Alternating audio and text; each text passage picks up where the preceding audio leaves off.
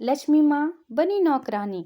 एक बार भगवान विष्णु जी शेष नाग पर बैठे बैठे बोर हो गए और उन्होंने धरती पर घूमने का विचार मन में किया। वैसे कई साल बीत गए थे, धरती पर आए और वह अपनी यात्रा की तैयारी में लग गए। स्वामी को तैयार होता देखकर लक्ष्मी माँ ने पूछा, आज सुबह सुबह कहाँ जाने की तैयारी हो रही है? विष्णु जी ने कहा, हे लक्ष्मी, मैं धरती लोक पर घूमने जा रहा हूँ। तो कुछ सोचकर लक्ष्मी माँ ने कहा, हे देव, क्या मैं भी आपके साथ चल सकती हूँ? भगवान विष्णु ने 2 पल सोचा, फिर कहा, एक शर्त पर। तुम मेरे साथ चल सकती हो। तुम धरती पर पहुंचकर उत्तर दिशा की ओर बिल्कुल मत देखना। इसके साथ ही माता लक्ष्मी ने हाँ कह के अपनी बात मनवा ली और सुबह सुबह माँ लक्ष्मी और भगवान विष्णु धरती पर पहुंच गए। अभी सूर्य देवता निकल रहे थे। चारों ओर हरियाली ही हरियाली थी। उस समय चारों ओर बहुत शांति थी और धरती बहुत ही सुंदर दिख रही थी। और माँ लक्ष्मी मंत्र मुग्ध होकर धरती को देख रही थी और भूल गई कि पति को क्या वचन देकर आई है। और चारों तरफ देखती हुई कब उत्तर दिशा की ओर देखने लगी, पता ही नहीं चला। उत्तर दिशा में माँ लक्ष्मी को एक बहुत ही सुंदर बगीचा नजर आया और उस तरफ भीनी भीनी खुशबू आ रही थी और बहुत ही सुंदर सुंदर फूल खिले थे। यह एक फूलों का खेत था और माँ लक्ष्मी बिना सोचे समझे उस खेत में गई और एक सुंदर सा फूल तोड़ लाई। लेकिन यह क्या, जब माँ लक्ष्मी भगवान विष्णु के पास वापस आई तो भगवान विष्णु की आंखों में आंसू थे और भगवान विष्णु ने माँ लक्ष्मी को कहा कि कभी भी किसी से बिना पूछे उसका कुछ भी नहीं लेना चाहिए और साथ ही अपना वचन भी याद दिलाया। माँ लक्ष्मी को अपनी भूल का पता चला तो उन्होंने भगवान विष्णु से इस भूल की माफी मांगी। तो भगवान विष्णु ने कहा, तुमने जो भूल की है उसकी सजा तो तुम्हें जरूर मिलेगी। जिस माली के खेत से तुमने बिना पूछे फूल तोड़ा है, यह एक प्रकार की चोरी है। इसलिए अब तुम 3 साल तक माली के घर नौकर बन के रहो। उसके बाद मैं तुम्हें बैकुंठ में वापस बुलाऊंगा।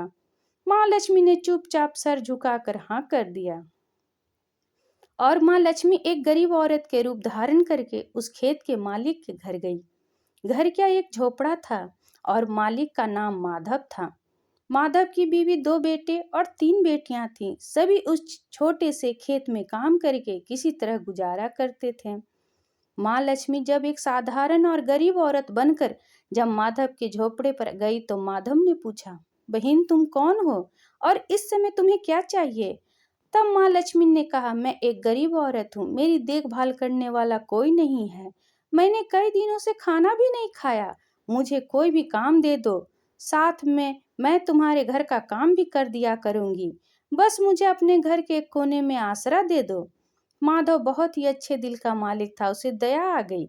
लेकिन उसने कहा, बहन मैं तो बहुत ही गरीब हूँ, मेरी कमाई से मेरे घर का खर्चा मुश्किल से चलता है। लेकिन अगर मेरी 3 की जगह 4 बेटियां होती तो भी मुझे गुजारा करना था। अगर तुम मेरी बेटी बनकर जैसा रूखा सूखा हम खाते हैं उसमें खुश रह सकती हो तो बेटी अंदर आ जाओ। माधव ने माँ लक्ष्मी को अपने झोपड़ों में शरण दे दी और माँ लक्ष्मी 3 साल उस माधव के घर पर नौकरानी बनकर रही। जिस दिन माँ लक्ष्मी माधव के घर आई थी उसी से दूसरे दिन माधव को इतनी आमदनी हुई फूलों से कि शाम को एक गाय खरीद ली। फिर धीरे धीरे माधव ने काफी जमीन खरीद ली और सब ने अच्छे अच्छे कपड़े भी बनवा लिए और फिर एक बड़ा पक्का घर भी बनवा लिया। बेटियों और बीवी ने गहने भी बनवा लिए और मकान भी बहुत बड़ा बनवा लिया था। माधव हमेशा सोचता था कि मुझे यह सब इस महिला के आने के बाद मिला है। इस बेटी के रूप में मेरी किस्मत आ गई है। और अब 2-5 साल बीत गए थे लेकिन माँ लक्ष्मी अब भी घर में और खेत में काम करती थी।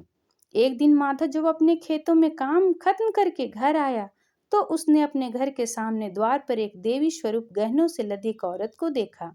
ध्यान से देखकर पहचान गया, अरे यह तो मेरी मुंह बोली चौथी बेटी यानी वही औरत है।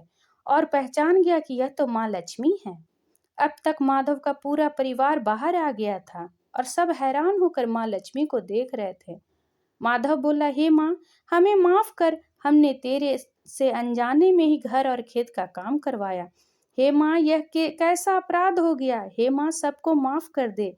अब माँ लक्ष्मी मुस्कुराई और बोली, माधव तुम बहुत ही अच्छे और दयालु व्यक्ति हो। तुमने मुझे अपनी बेटी की तरह रखा, अपने परिवार के सदस्य की तरह से। इसके बदले मैं तुम्हें वरदान देती हूँ, तुम्हारे पास कभी भी खुशियों की और धन की कमी नहीं रहेगी। तुम्हें सारे सुख मिलेंगे जिसके तुम हकदार हो।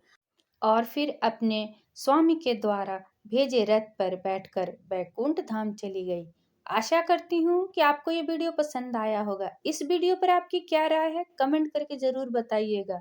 अगर पसंद आया है तो लाइक एंड सब्सक्राइब करना ना भूलें। इसी तरह और भी कहानी सुनने के लिए कृपया बेल आइकन बटन को दबाना ना भूलें। वीडियो देखने के लिए आपका बहुत बहुत धन्यवाद।